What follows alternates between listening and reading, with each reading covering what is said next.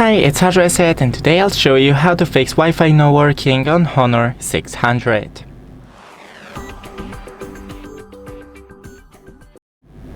So first go into the Wi-Fi settings, then disable the Wi-Fi and enable it once again. Click the arrow next to your Wi-Fi, disconnect, and then click once again and then forget.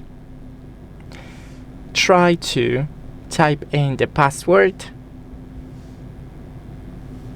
and connect with the Wi-Fi, and if none of this worked, then you need to restart your phone and the router. Thanks for watching, don't forget to leave a like and see you in the next one.